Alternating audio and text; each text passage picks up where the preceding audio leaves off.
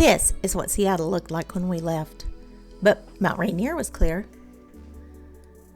And it just got prettier as we got further east. St Croix is one of the 3 U.S. Virgin Islands, just east of Puerto Rico and south of St. Thomas and St. John, separated by the almost 30,000 feet deep Puerto Rican Trench. Here's the western tip of the island. You may recognize the beach from the Shawshank Redemption, the very last scene where Red finds Andy Dufresne working on his boat. We picked up the rental Jeep and headed straight for our really cute little VRBO with this fantastic view. It came with these wonderful dogs. Yep, we were here to scuba dive, but you'll see that in other videos.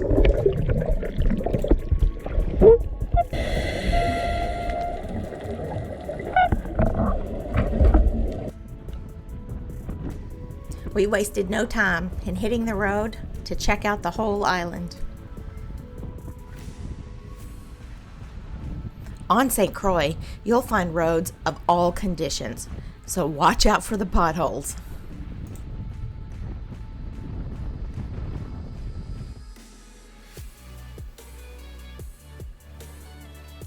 Early on, we noticed all of these beautifully painted walls.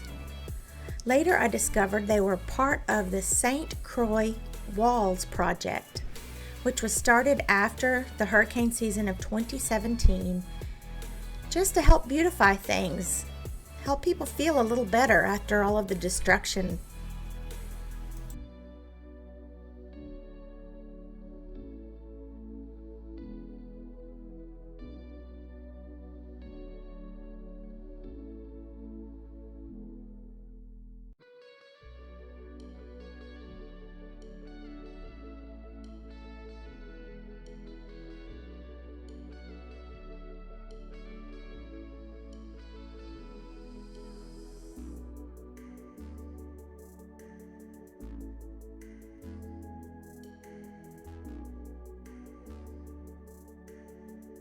Next, we head to Christiansted.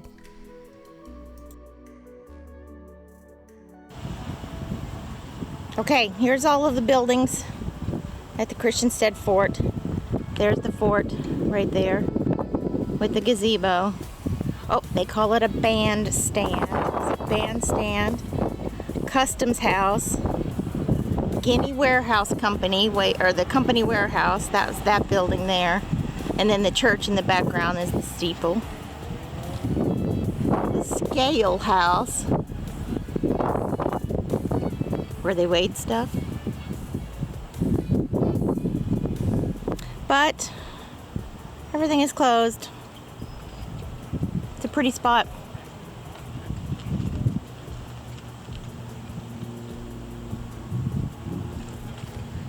And this is a hotel out on its own little island.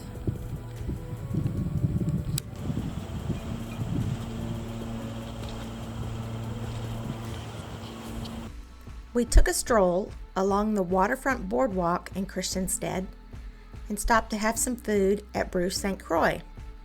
It was delicious.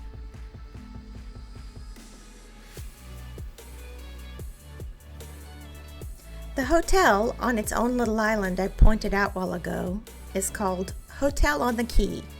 For $5, you can take a little boat ride over there, have some barbecue, hang out, play some games. It was a nice spot.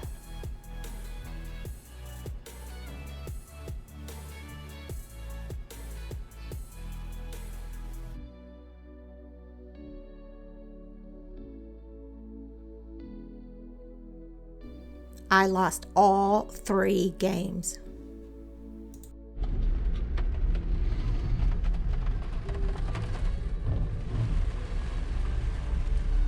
What do you know? It's raining on us in a rainforest. Can't believe. Oh, because there's a dam right there. There's like this little, that's cool. We should go look at that. We were driving along Creaky Dam Road. with absolutely no clue that there really was a dam there. There was no water still in it, but I thought I'd go explore it.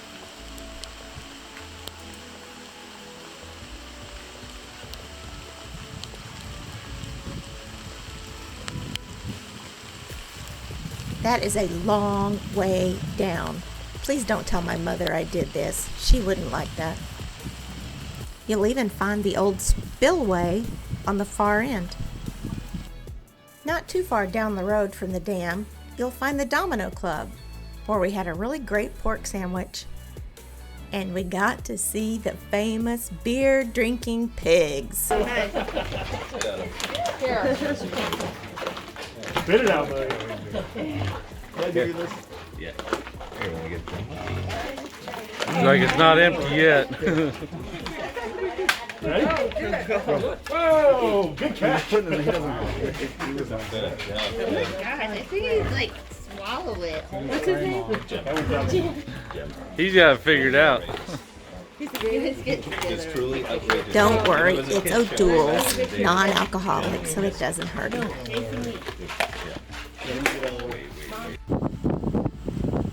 Of course, we got plenty of beach time while we were there too.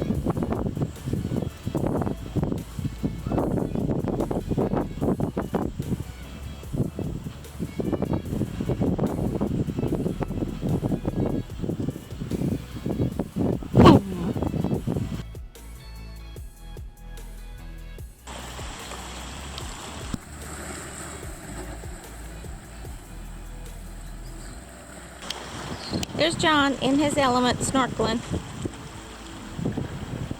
And I am in my element looking for beach class.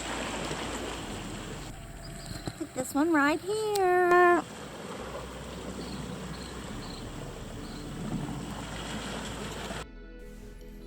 Here we are, hunting beach glass. Check out the haul we got that day. One night, we were in the mood for a fancy dinner, so we went to the Fred in Frederiksted. The Fred is an interesting hotel. You should look it up. My descriptions won't do it justice. But the food is delicious, and the atmosphere is awesome. It's a pretty eclectic place.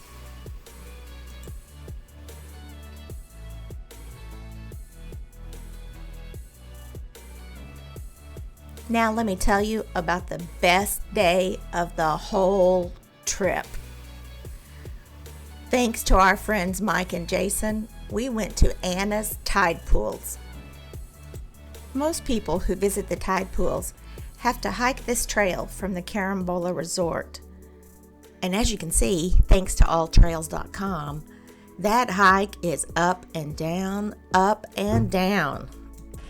You can schedule a Jeep tour that will take you there, but if you happen to know somebody with a really rugged Jeep that has independent suspension, you can go there on your own. But never, ever take a rental Jeep down there. You'll end up getting stuck and it'll cost you a lot of money to get back. It wouldn't have made it. I don't think it would make it up this, so not with the tires on it. Here's the end of the road, and then you have to hike out just a little ways around that corner there.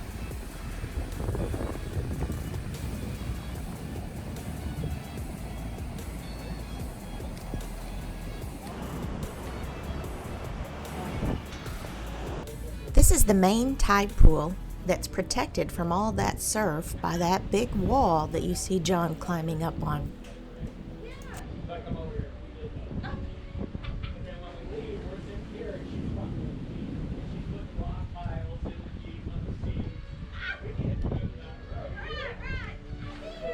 There are smaller tide pools if you keep going over the rocks around the corner, but they don't recommend you go there because any sea change can make those waves start breaking over larger and larger and really pull you over the edge. It could be dangerous.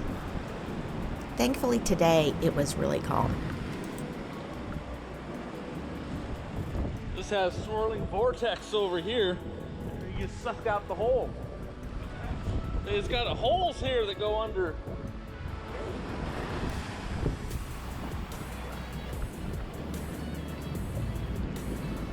Right down there. See the water flowing out? Oh wow. Yeah, I've never been over here. I got up there. I don't know how many more of those are.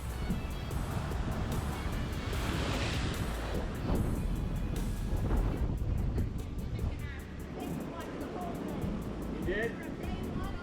Huh.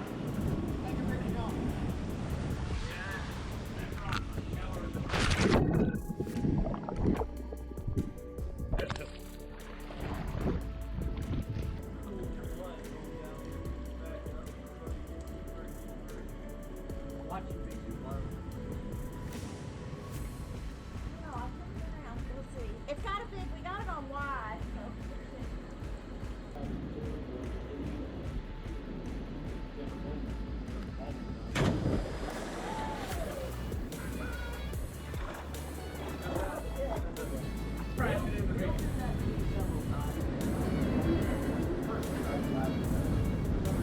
Every now and then, one big wave would come crashing over the top.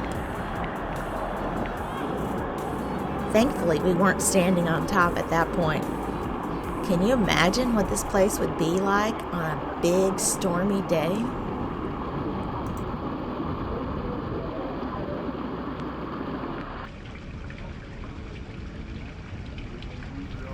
And then, a few minutes later, and neither of those were the largest waves of the day. Unfortunately, I had turned the camera off, but the biggest wave of the day got the guys wet who were sitting on the rocks on the right. Thank you, Mike and Jason, for being such great hosts and taking John and I to the most beautiful spot on St. Croix.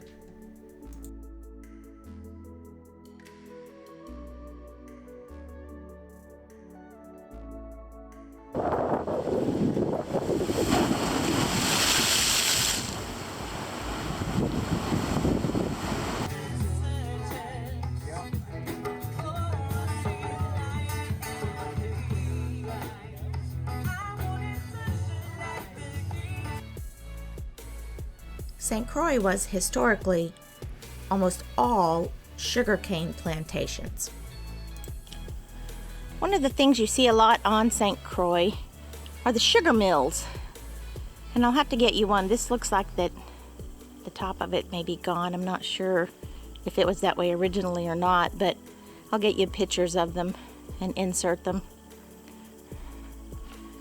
But the sugar mills, they used kind of donkeys, cows, horses, I don't know what they used. They would bring the sugar in, the sugar cane in, and use animals to pull this thing around in a circle to then squeeze the cane. Yeah, I guess they'd go put the cane in like this and then like that, and it would go zigzag through this and squish the juices out, and there's a trough here where it catches it on both sides of this trough here and here, funnels it into this, and then went into that thing. Okay, so now I'm outside the sugar mill. That's where they ground it and it went into that wooden barrel. I don't know what that would be in there. But then it came out here and they boiled it in these giant cauldrons. So these have like tubes that go through and up to those pots. So they start fires here and run fires here, and then keep those pots that are outside and around the corner.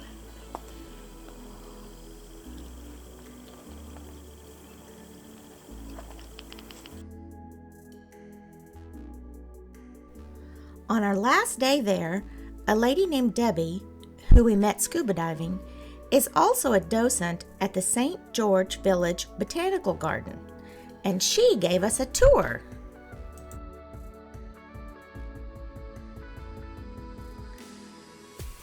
The garden spans 16 acres among the ruins of an old sugarcane plantation.